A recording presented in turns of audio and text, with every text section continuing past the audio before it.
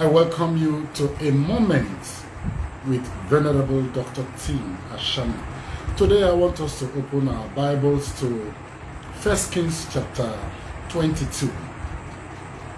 1 Kings chapter 22, and I want to look at verse 3 and verse 5. And the Bible says, "And the king of Israel said unto his servants, Know ye that Ramoth in Gilead is ours? And we be still, and take it not out of the hand of the king of Syria." Quickly go to verse 5, where it says, "And Jehoshaphat said unto the king of Israel, Enquire, I pray thee, at the word of the Lord today." Now we are seeing two kings, King Ahab and there also King Jehoshaphat. Two kings ruling at almost the same time. And because of their relationship, Ahab as a king remembered suddenly that Ramoth in Gilead, which at the moment was in the hands of the Syrians, was theirs. It belonged to Israel. And by the time he realizes, he had every prompting, every instinct to go out for war. And there are things I want us to really consider today as children of God. As children of God, it is not every instinct, it is not every prompting in you that you rush into. Promptings that have to do with risks or that have to do with life and death, you must be careful before you run into them. In this particular case, as soon as Ahab had this particular thought in his heart, let me read that verse again. "And the king of Israel said unto his servant, Know ye that Ramoth in Gilead is ours? Do you know? How come such a thought came into him at that particular moment? That Ramoth in Gilead belongs to the people of Israel, and yet it has been in the hands of the Syrians all these years? Is it the Lord that is stirring him up? Is it the Spirit of the Lord that is prompting him at such a time?" And lo, he was ready to go to war with the Syrians and their king, and to take back that particular portion of land. Something that has to do with risk, something that has to do with life and death, something that has to do with the risk of parting with your money, something that has to do with you and your relationship with God. Decisions or gestures of such must be faced with every level of carefulness, every level of diligence. Now, let's go on. In verse 5, look at what the Bible now said about Jehoshaphat. When King Jehoshaphat came in, a king that feared the Lord and understood that Ahab was asking that he joins him to fight this battle for the reclaiming of this particular land. One thing that he said was, "Enquire of the Lord." Enquire of the Lord. So in this life, whenever we are faced with decisions that has to do with risks in our lives, one thing that the believer, the child of God, must do without failing is to take the path of Jehoshaphat. Inquire from the Lord. "Oh Lord, should I go into this battle? Oh Lord, will you give me victory?" We can see that also in the case of David, a man who will always inquire of the Lord before he faces or enters or goes into any battle, even though he still had his own mistakes, some other points as we will look at maybe subsequently. Now Jehoshaphat said, "Inquire of the Lord, inquire of the Lord." And Ahab gathered all the prophets, all those ones that will speak very good things about him. And all of them were saying, go, the Lord has given that particular land of Ramoth in Gilead to you. Go, the Lord will give you victory. Go, you will overtake. Go, you will prosper. Go, the Lord has conquered your enemies even before you will get there. And all these were prophecies coming from these prophets. And now we need to be careful also. Whenever we want to ask of counsel, or by the reason of certain persons who we feel that the Lord has graced with some of these abilities to have visions, to see, to understand, and also even to prophesy, we need to be careful in the sense that we need to be sure that such persons are not working like hirelings. Yes, they are not working like hirelings. They are not working as professionals who their work is all about, that they do the work and they are paid. We must, at such a time when we want to seek counsel or advice from certain men who we feel that they are spiritual, there must be men who are not just willing to say things that we will like, things that we want to hear, but things that the Lord has spoken to them and the Lord has given them as a channel through which we can get better understanding and wisdom. Now, all these prophets were prophesying and they were speaking, go ahead, the Lord has given it to you. But Jehoshaphat, not really satisfied. And at this point, I want to bring to our knowledge that inasmuch as people can help us in counsel, people can advise us, spiritual men and women can come to our aid, especially when we want to get certain things, make it clearer. There must also be a witness in our hearts. There must also be a confirmation witness in our hearts, and not just to rush and go in a particular line. No. So somehow Jehoshaphat was not really satisfied, and he started to ask, maybe, is there no other prophets apart from this bunch? And Ahab had to tell him that there is one remaining.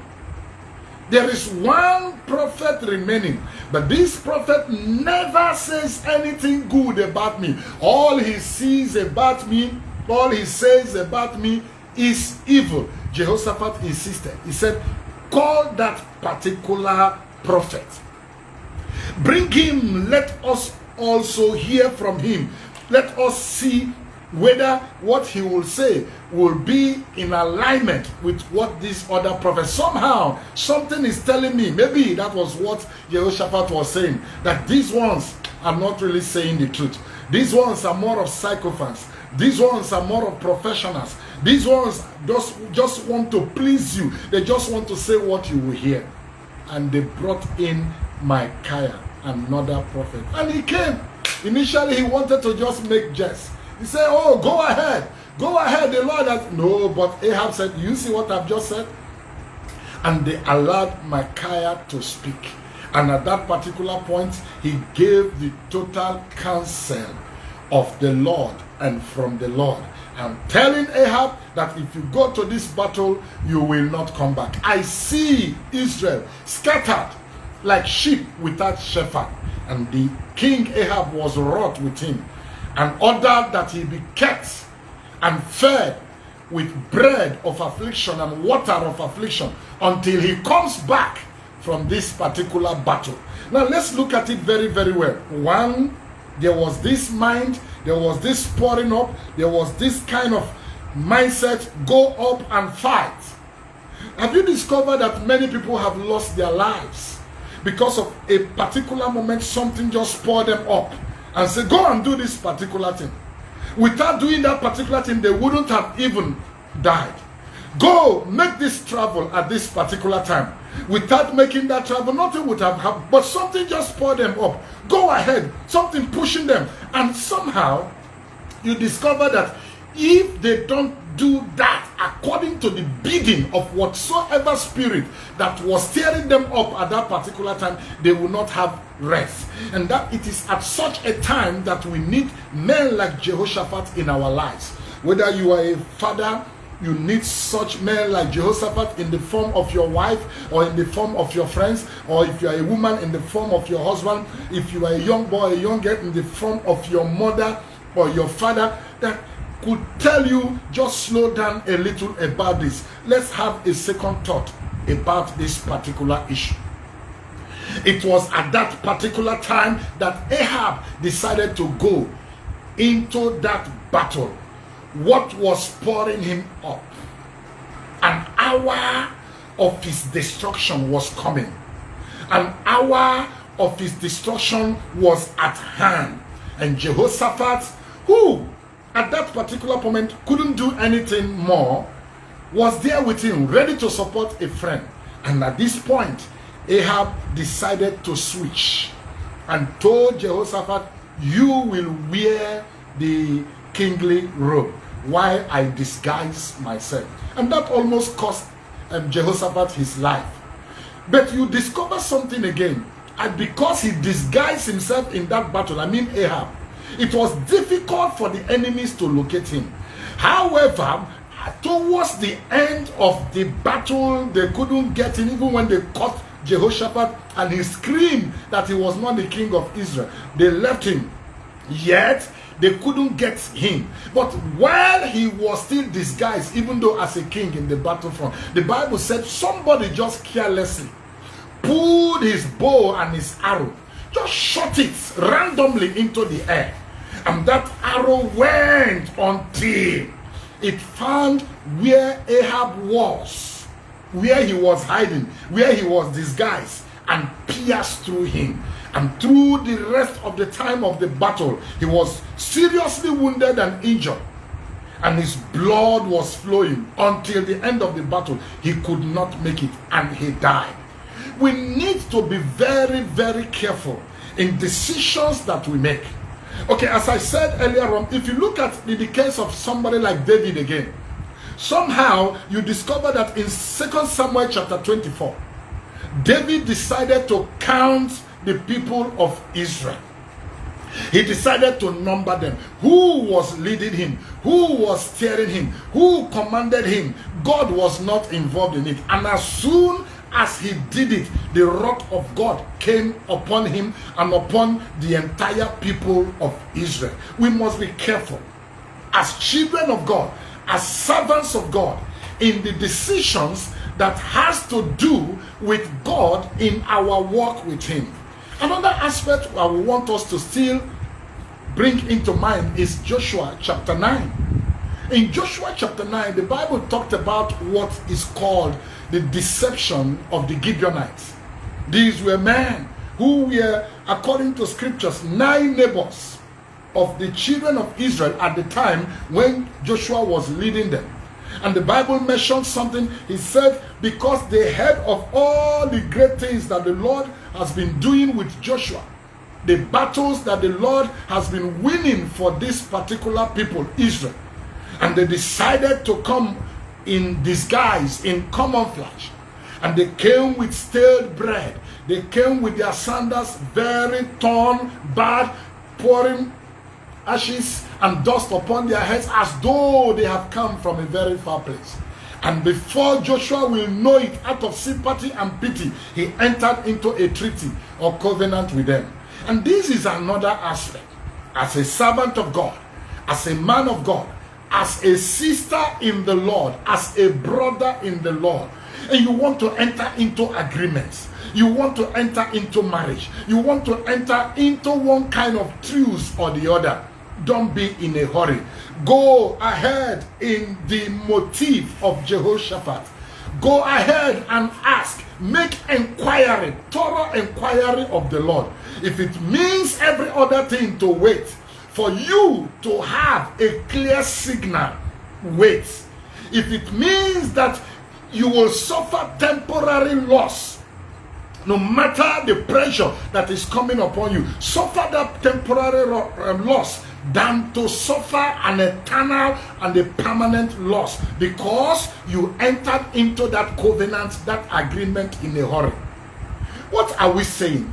Are there no such things as marriages that young people have entered so much in a hurry because of what they saw that pleased them, and they said, oh, this is the person, this is the one. And before you know it, you are already married, you are married now, you are married, and the other things that are facing you have to do with whether you will go against what your foundational belief is all about as far as marriage is concerned. Because just a few weeks, a few months, a few years after the marriage, you are seeing things that you seem not to have bargained for. And but what is the reason? The reason is because you were in a hurry.